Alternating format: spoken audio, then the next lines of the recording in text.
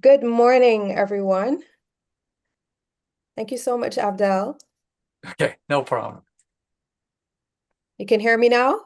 Yes, Wonderful. My name is Crystal Austin. I'm with the marketing department here at the SCHSBM School of Business. It is my distinct pleasure to welcome all of you to our webinar today. Feel free to message in the chat and let us know where you are tuning in from.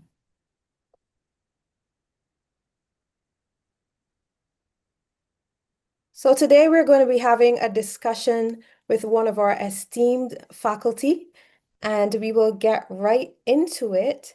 It is indeed my pleasure to introduce Mr. Abdel Hamoulage. His background spans enterprise risk, governance, audit, and compliance leadership across global environments. He combines practitioner depth with governance architecture thinking, precisely the lens required in exposed and interconnected communities and economies like ours here in the Caribbean. Abdel, welcome. We look forward to your insights. thank you very much. I'm very happy to be here. Thank you for having me. So, we want to begin by framing risk and enterprise risk in particular as a strategic discipline. Is it a leadership or technical function? Thanks, Crystal. This is a fantastic question. It's very often perceived as a technical matter for a lot of people, but we have seen in many circumstances that risk management is not just about operations. Risk management is a mindset, more than a set of tools that can be used in specific circumstances. Thinking risk management, and more particularly at the enterprise level, whatever enterprise means, it could be a small organization, it could be a large organization, it would be a government organization, it could be a private organization. Enterprise risk management is about making sure that we are able to determine what is the best way to make appropriate decisions. And we often see risk management as, I'm going to determine what the risks may be. I'm going to find a way to quantify them. I'm going to find a way to determine what would be the right mitigation strategy and these kind of things. But in reality, risk management goes much beyond that. It's thinking about how we are going to create the conditions to think strategically about the impact of the risks and include that thinking in the overall strategic approach that we have in an organization. So it's really critical that we see risk management as the intersection of a couple of things that are important to any organization. On one hand, we have the strategy. On the other hand, we have the performance expected through the execution of that strategy. And we have something that needs to be some sort of an umbrella under which these can actually operate. And that's what we call governance.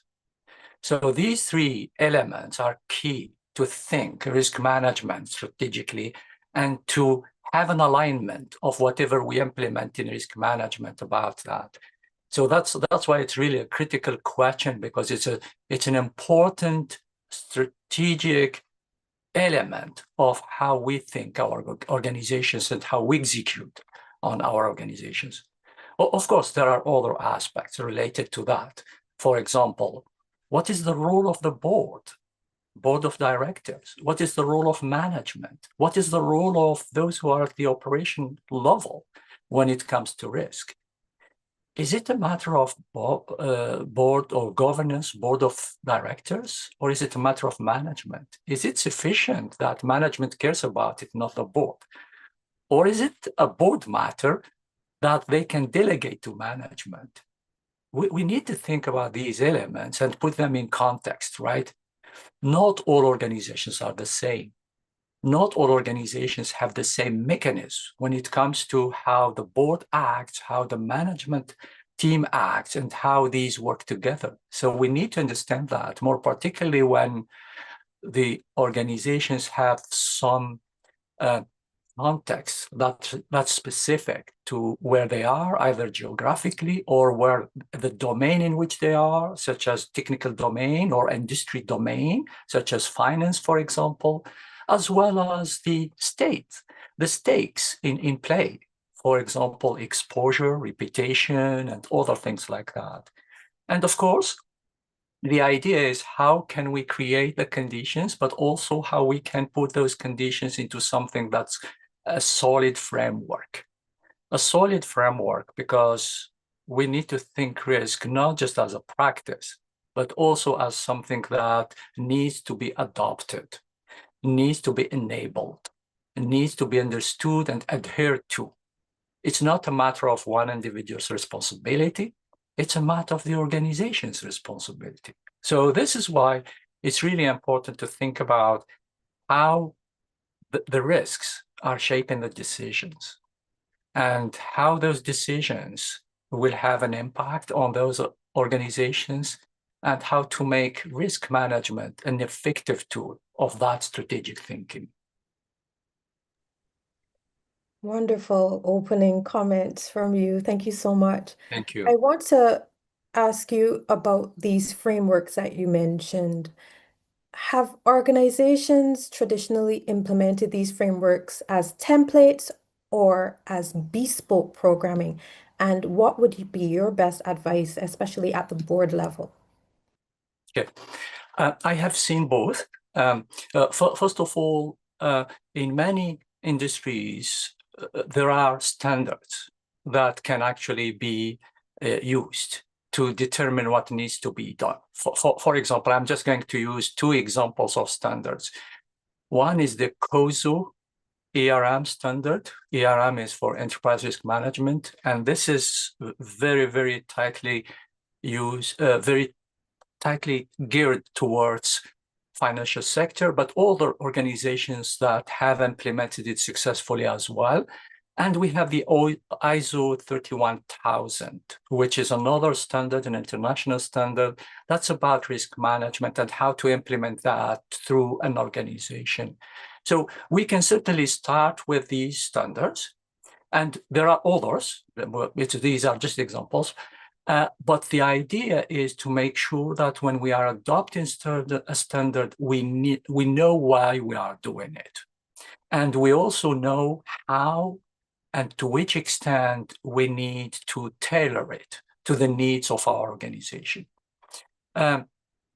If when we talk about a small organization, let's say, for example, 10 to 50 people, or we talk about a large organization of 50 to 100,000 people, it's not the same. It's not that the standards are not the same. It's a matter of implementing, adopting them and implementing them. We need to carefully think about how to select the standard that's appropriate to the organization, to figure out what is the best way to adopt it, and to create the enablement conditions for its adoption. And I really need to emphasize on a very important element that is underlying the success of deployment of these standards and these practices: change management. The way people work is going to be impacted when we create different conditions of what they are used to. Therefore, we need to make sure that we are considering or taking into account how people are going to react to the adoption to these standards. So we certainly need what we call information sharing, which basically means ways by which we need to inform people about the importance of this, the value of this, and what they will get from it, and how we can proceed with it. Other matters related to training, making sure that our people understand why we are doing it, but also know how to proceed. And this is where we need materials such as, for example, processes, procedures, checklists and other things like that. And of course, we need also to offer the opportunity to people to learn. And one of the very important things in our area, governance, risk, and compliance, is to make sure that the learning, because we know that learning comes with mistakes by default. It's part of learning, right? But these mistakes are very small, very limited, with very, very, very insignificant consequences. Otherwise, if the mistakes are too big, then it's going to be quite challenging, right? So we need to create those conditions that would allow an organization to select the right approach, to tailor it to the characteristics and the parameters of the organization, and to deploy it in a way that is acceptable. And we very often talk about three things in terms of evaluating or looking at the success of these programs. We talk about effectiveness, we talk about efficiency, and we talk about social acceptability. Effectiveness is making sure that we are achieving the performance level that we intended. Efficiency is about making sure that we are optimizing the resources involved in doing that. Social acceptability is something that sometimes we do not give it enough importance, which is we need to deploy these practices in a way that is acceptable from the human standpoint, but also from the context, the culture standpoint. I Not was just actually about to interject to ask you to talk about culture because I can see it being the glue that holds the rudimentary processes and systems, as you mentioned, the checklists and so on. Those are things that you can, let's be fair, churn out from the frameworks you mentioned or even from AI these days, but it's the culture, I would imagine, that really then helps to make sure that these things stay sticky within the organization. Absolutely, absolutely. Culture is critical. Culture is the fabric. Culture is the platform on which we can build things. If we do not take into consideration the characteristics, the features of the platform, then whatever we build on the top of it may actually not succeed. Because culture is a way of saying this is how we believe about this. These are our values, and this is what we consider to be acceptable, what we consider not to be acceptable. And this is how we operate as not one person, but as a group and as a division, as an organization. So culture is critical. I will just give you a couple of examples that may illustrate that. Yeah. So we often think about compliance as the best way in some organizations to get things meaning a risk management aspect of things implemented. So basically, if I give you a checklist and you are able to check all the boxes on the checklist, then normally everything is good. But we need to think about the checklist itself. Maybe the checklist actually is not the right checklist.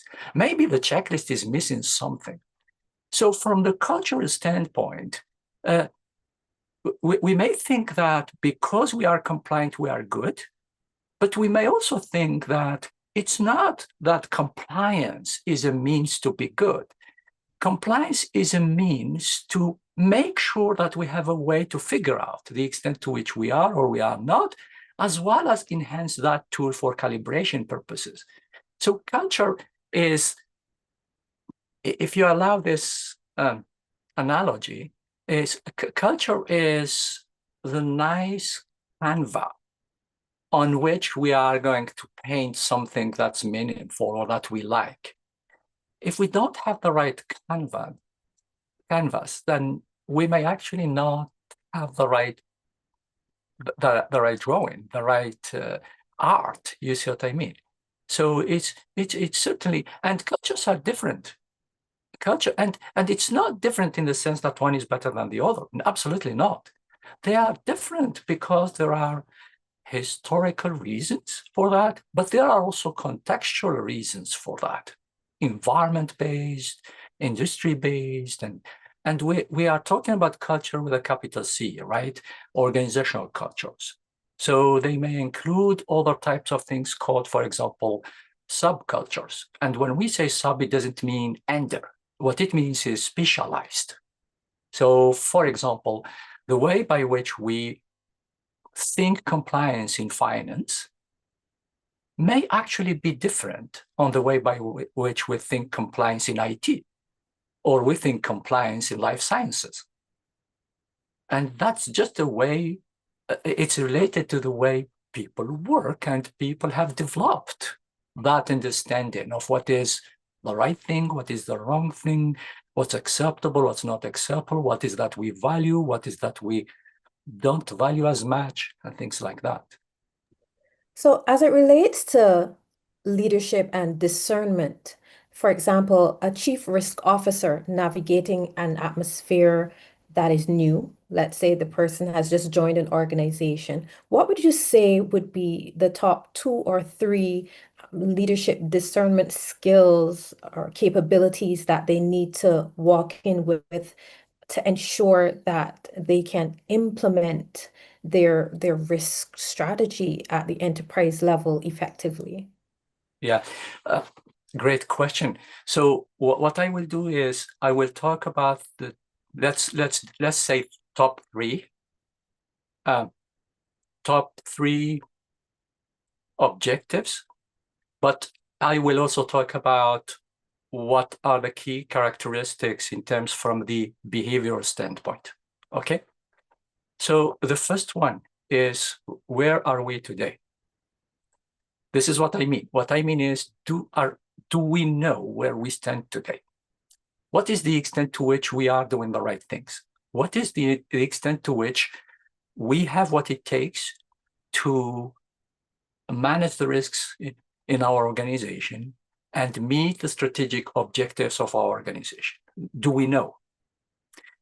What is our starting point? This is a very important point, because if this new CRO, Chief Risk Officer, has no idea about where that organization is at that particular moment, I will use a technical term, but it's not as technical here.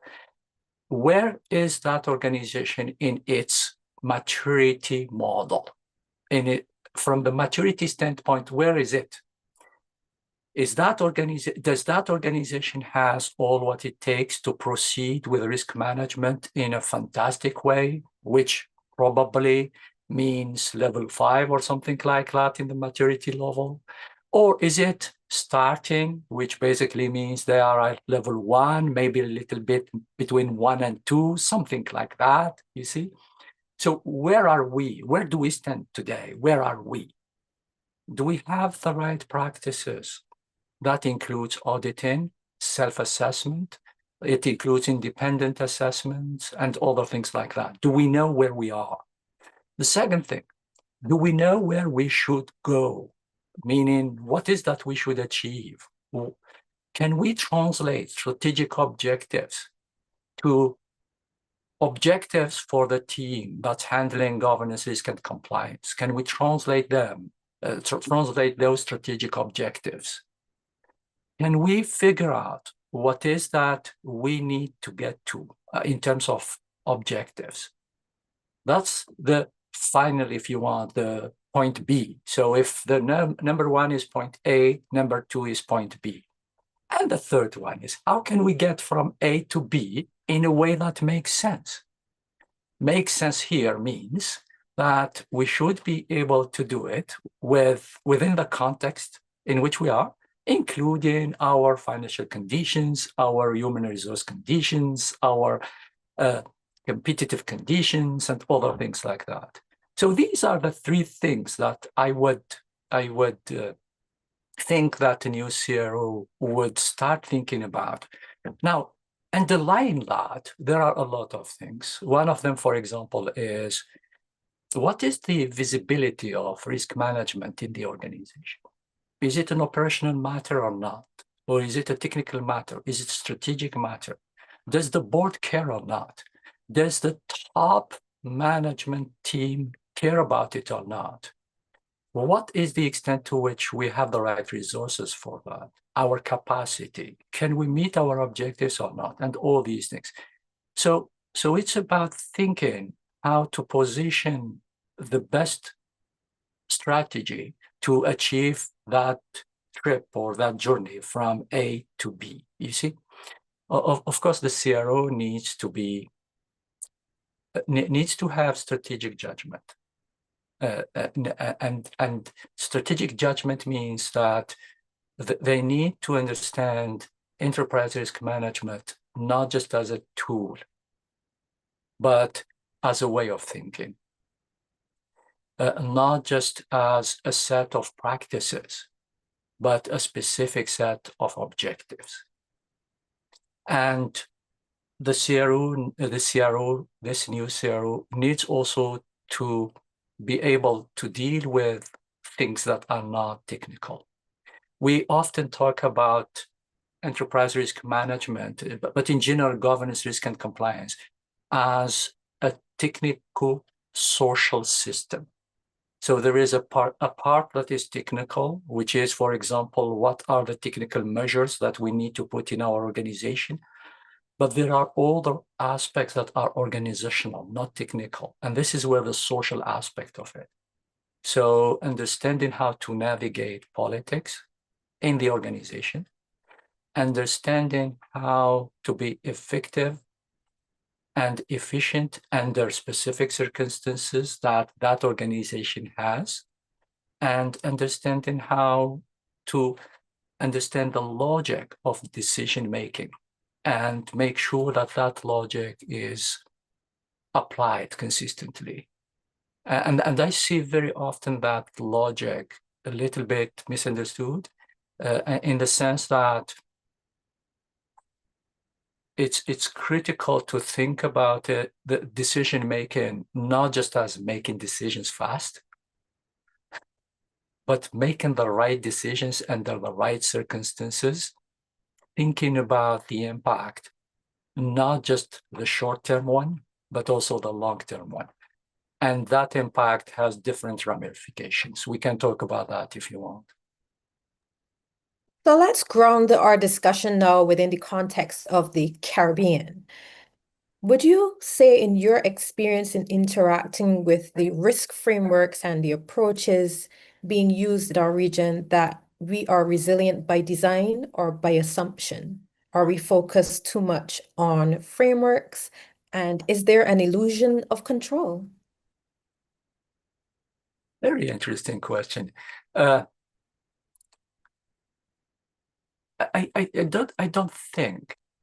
don't think that there is an illusion of control. I think there is a desire to use control as a way by which we can do a very good job in managing risks and at the strategic level. But we all know it's a very interesting question. If you don't mind, I will define control in the context of management before I proceed further. That is fine. Please go ahead. Yeah. In management, we talk about three spheres of control. There is the first sphere, in decision making, we talk about three spheres. The first sphere is called sphere of control, which basically means that these are all the things that we can make decisions on because they are, for one reason or another, under our control. Okay? There's a second sphere, which is called sphere of influence, which is not about control, but about exercising influence. So it's not because they are under our prerogatives or under our power, but they are actually accessible to us through some sort of mechanisms. One of them, for example, is lobbying, for example. Okay. And there is a third sphere, which is a critical sphere for us.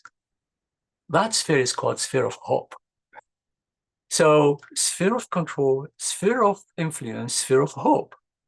Now, to some extent, if we have been experienced enough in the field, we can actually have a very good handle of the risks that we can put under this sphere of control. Why? Because we have seen them in other places, we have seen them in previous years and things like that. We can also figure out some of those that are in the sphere of influence. But it is extremely difficult to determine the risks that are in the sphere of hope.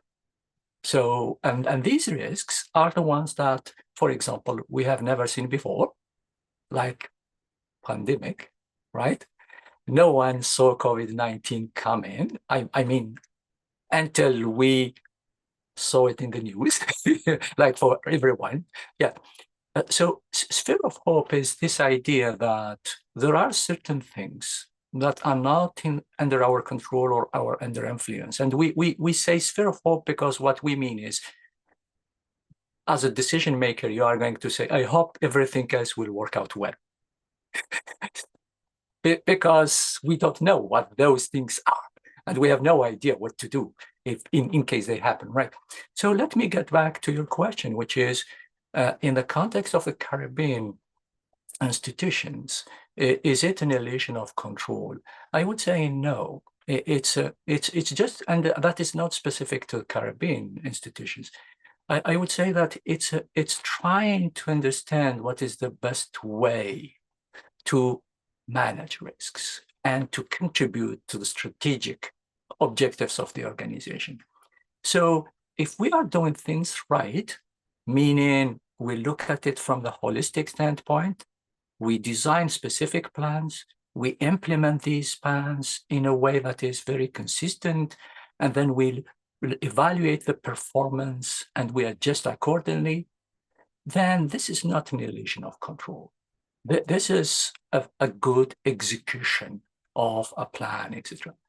If we create checklists for the sake of having checklists, and we ask for compliance against these checklists without asking the question if these checklists are actually the right ones, and if we are adding value, then we may actually end up with surprises, you see.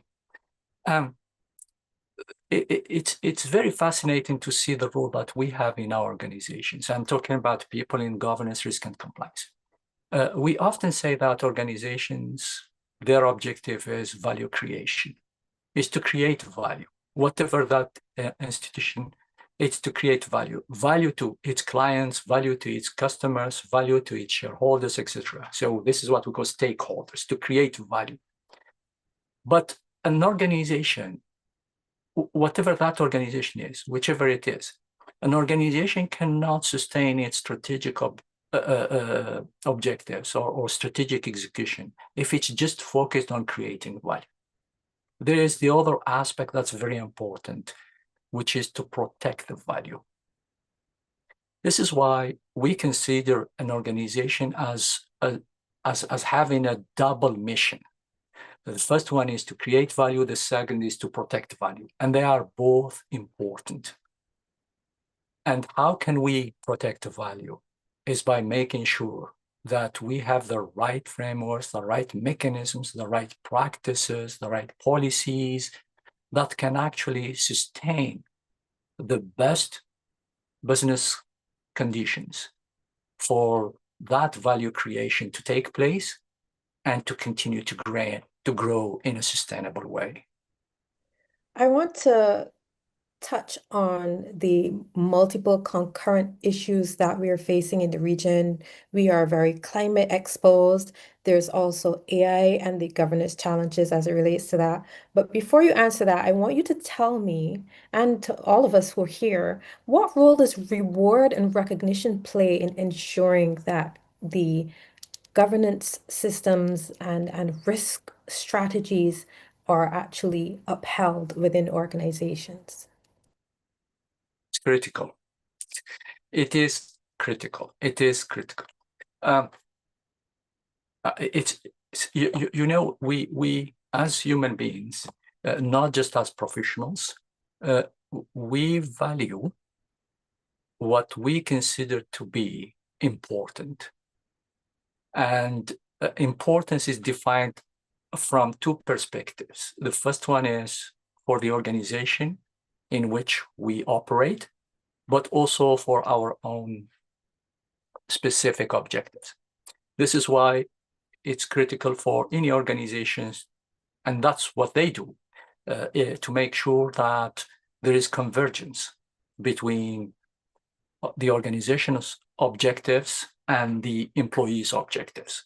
Because when you see divergence, then there are issues that will arise automatically. So we work towards this convergence of the interests of the organization and the interest of the people working for the organization.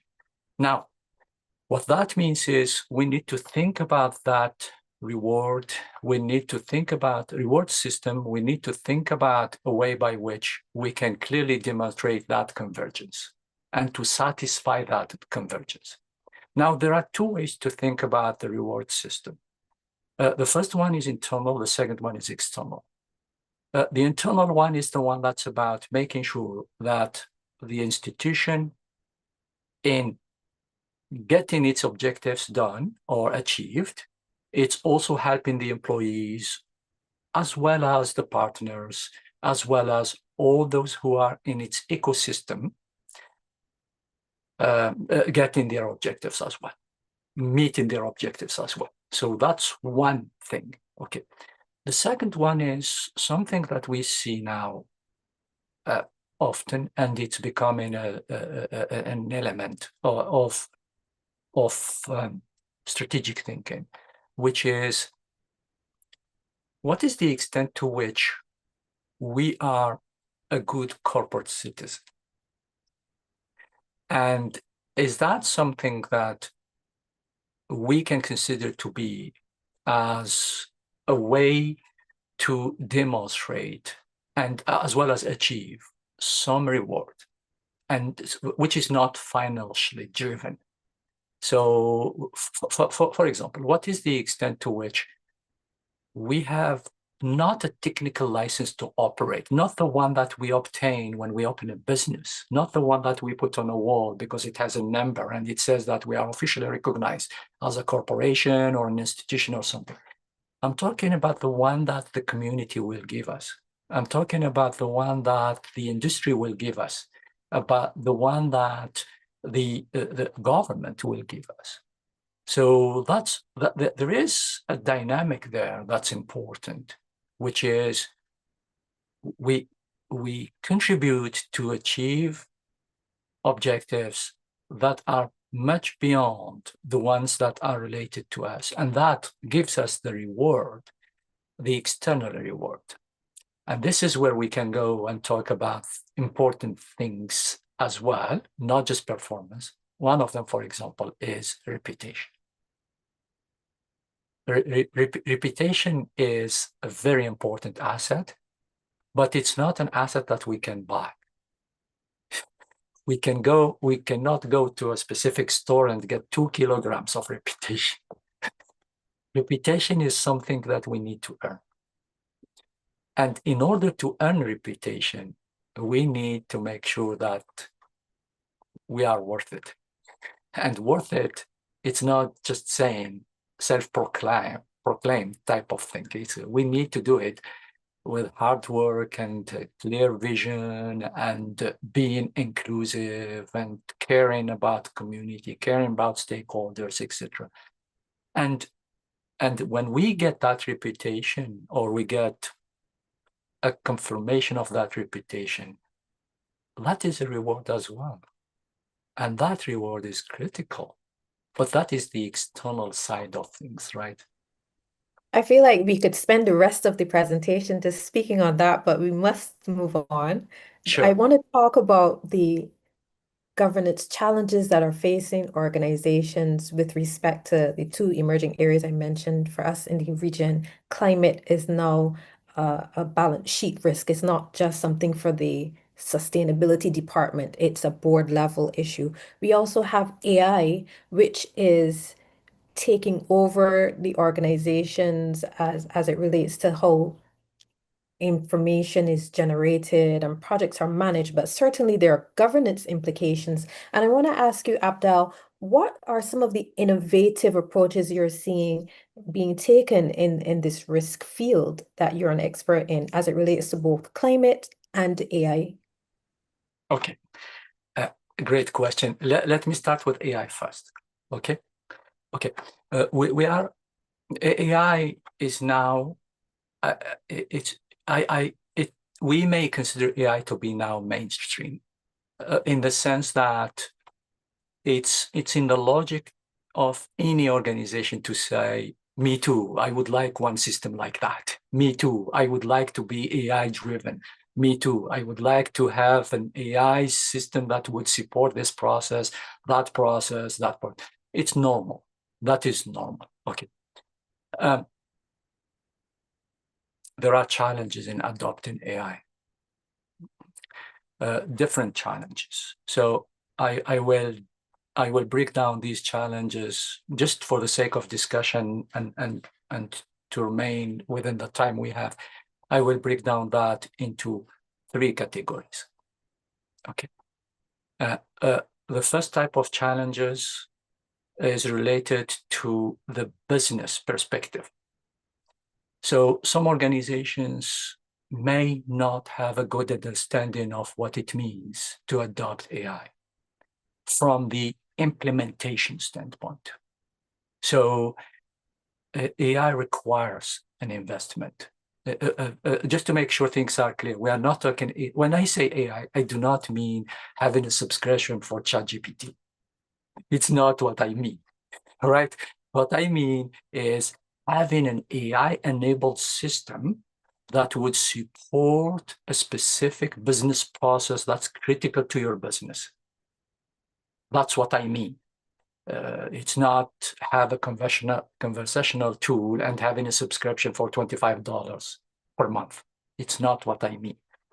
Okay, so there is a need to understand that AI requires an investment, and that investment is not just upfront. It's a continuous investment. And that when we plug an AI system in our ecosystem of technologies, we are not doing it in a plug and play way. It's like, it's easy. You know what? Just plug here a new system and everything else will work fine. We need to think about it. Why? Because we need to make sure that the integration makes perfect sense and it's not going to break any of the pieces that we have. And we need to figure out how to create that consistency, that optimization of our business processes. So there are challenges from the business standpoint. Another one is, like any IT tool, when we put money in AI, we need to make sure that we are getting the return from it. If we invest in AI and we don't see the return, or we are not able to figure out what the return is, then we may need to think about it a little bit more. Right? So this is the business aspect of it. The second aspect of it is the legal aspect. Okay. There are legal considerations. Now, what does it mean?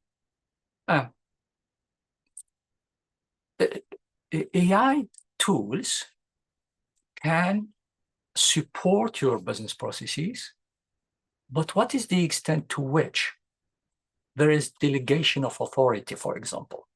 What is the extent to which there is supervision of that AI tool? What are the responsibilities associated from the legal standpoint to a misuse or to an issue with the AI system? So from the legal standpoint, what is the framework that applies to us? What are the laws, the regulations, the authoritative rules that apply to us? And how can we make sure that we are meeting our obligations? And this is not easy because, first of all, the regulatory framework can be very different depending on the country in which you are, but also depending on the industry in which you are, but also depending on the context within which you use the AI system, and the consequences from that. So this is one aspect. The second aspect, the third aspect or the third type of consideration is ethical considerations. AI tools, they are tools. They are smart tools, but they are tools.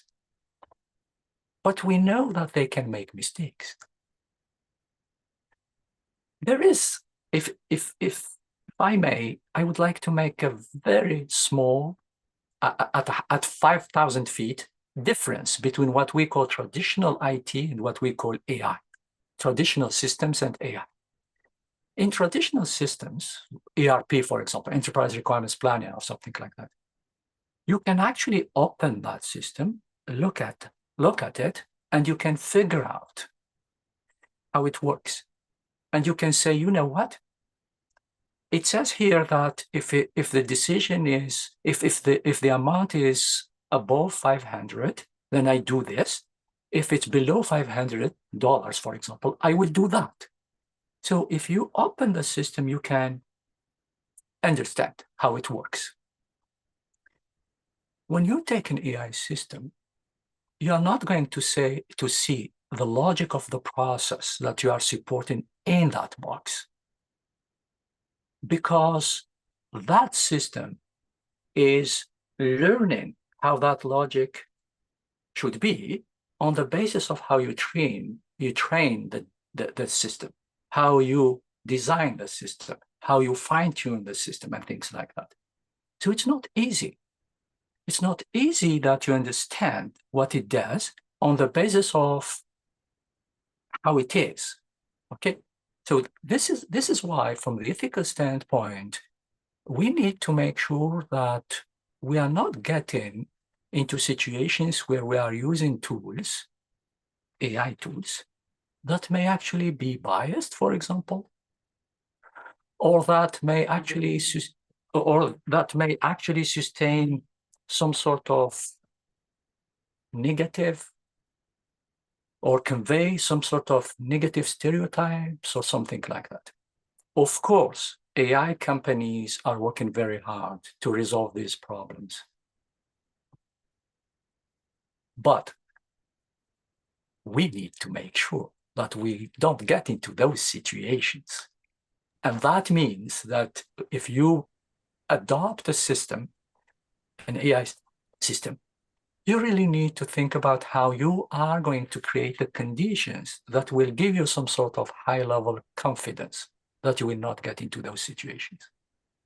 So I there think, are Abdel, yes. we're running out of time. I just wanted Okay.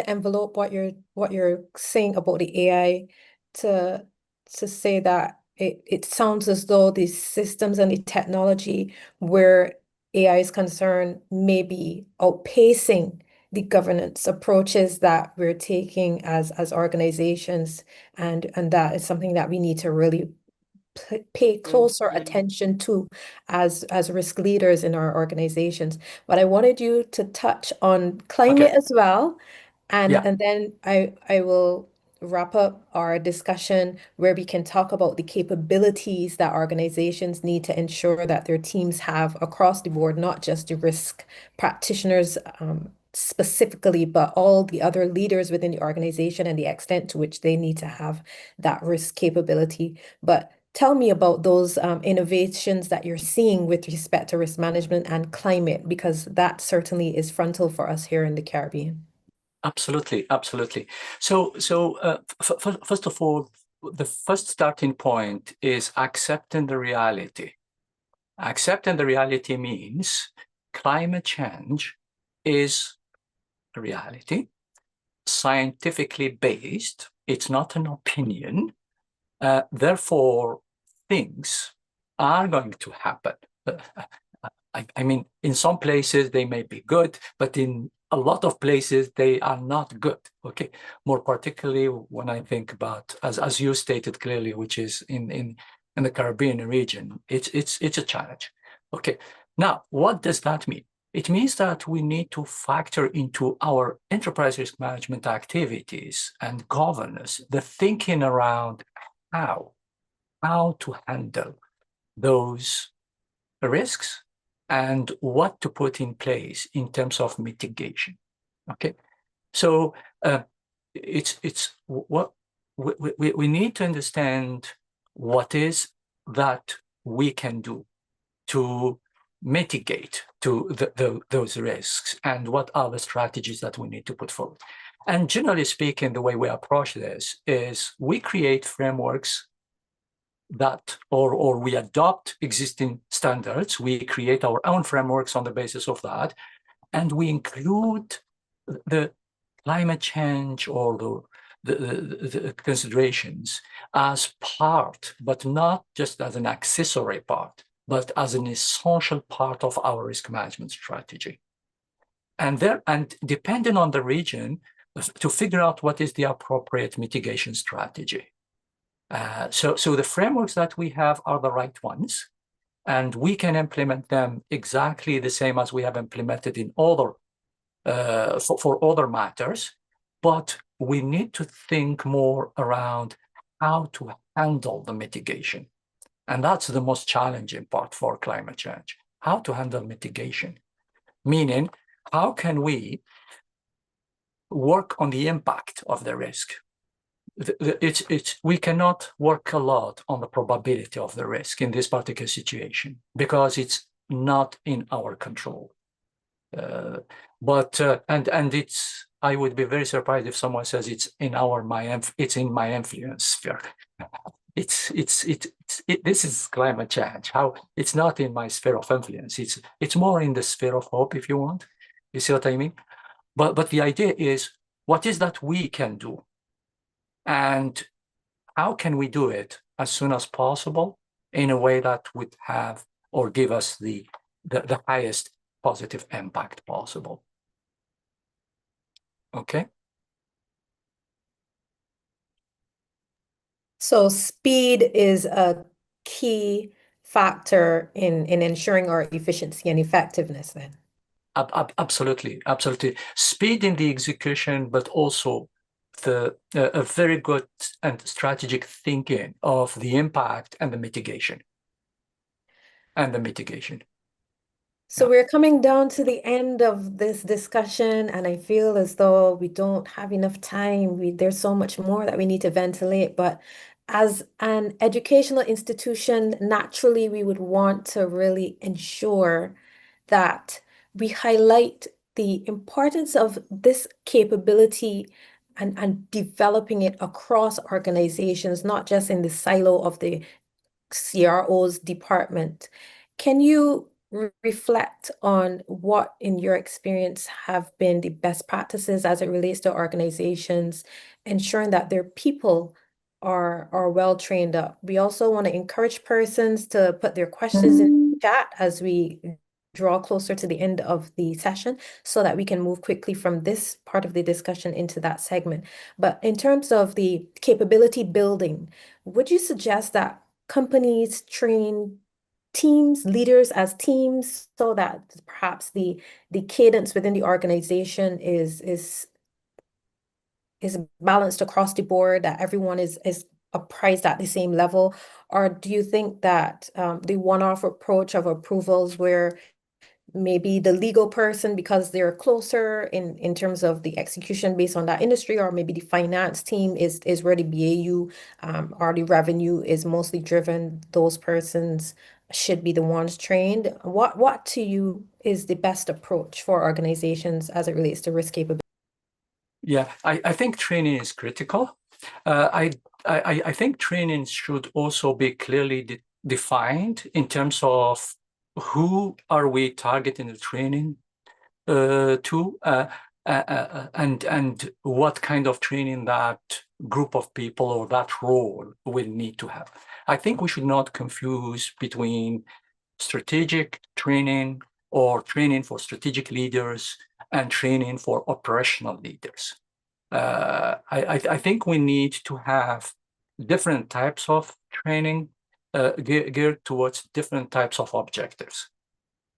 The training is a vehicle to get people think and do what they need to think and do, right? So what this means basically is we need to target those who are decision makers at the strategic level to understand the issues and understand how to approach those issues and how to make the right decisions about them. So how to think strategically about those issues. I think this is one thing. But we also need to train the operational people about how to understand at their level the issues, but also how to implement in a very effective and efficient way specific solutions, specific operational solutions. So we need to tailor the training to the level of responsibility, more particularly the level of decision making. And we need to offer the opportunity to people not only to develop skills, but also to develop mindsets, not just the skills, but also mindset.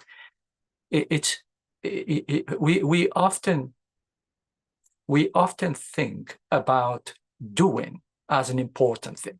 Of course, doing is important. If we don't execute, we don't get nowhere. But we also need thinking. We need thinking.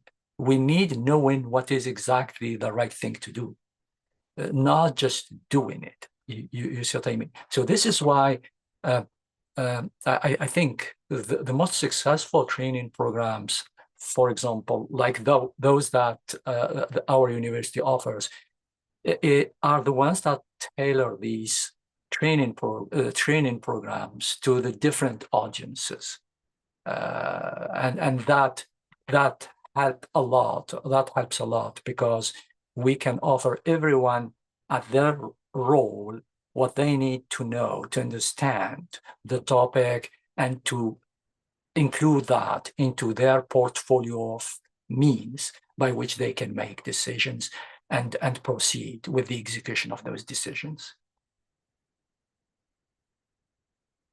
You're on mute, Crystal. Apologies. We are still open to questions. I want to say hello to everyone who's joined us, or we have persons with us, Abdel from Antigua, Grenada, Trinidad. We have persons from Dominica as well. Good morning and welcome, and thank you all. So as we wrap up, we want to say thank you so much to you, Abdel, for this really My intriguing, pleasure. thought-provoking discussion. I feel as though we needed another hour so that we could get more into the details of some of the wonderful points that you made. You talked about reputation as something that needs to be earned and the extent to which we can work as leaders to ensure that our people are able to appreciate and understand risk at the employee level and not just emphasizing it at the strategic and organizational level. And certainly, we have encouraged persons to make sure that they get the training at the appropriate level. We've shared with you in the chat, folks, a link to the risk capability programs that we have available here at the Sagicor K-Phil School of Business and Management. And we really hope that you will click and consider, even if you save it for later or share it with your human resources team or your risk leadership team so that they can see what are some of the future focus programs that we have on offer to ensure that we not only build out the capabilities of our people, but that we have that leadership mentality that Abdel highlighted earlier as it relates to the key characteristics that leaders need to have to be able to not just implement frameworks, but navigate organizational dynamics. So if you have questions that you want to share with us after, we'd be happy to continue the discussion. We want you to follow us on our social media platforms. We are on LinkedIn, we're on Facebook, we're on YouTube, we're on Instagram. We also have a newsletter. If you're interested in following us, you can also reach out so that you can receive those updates. But thank you so much again, Abdel, for that wonderful contribution. Thank you. I see people saying it's been a fantastic session and saying thank you. You're welcome. Blessings on all of you, and we hope to see you in our upcoming cohorts. Until then, stay safe, and we hope to see you again in our future programs and on our webinars. Cheers. Thank you very much. Thank you very much. Thank you. Thanks to all. Bye. Bye.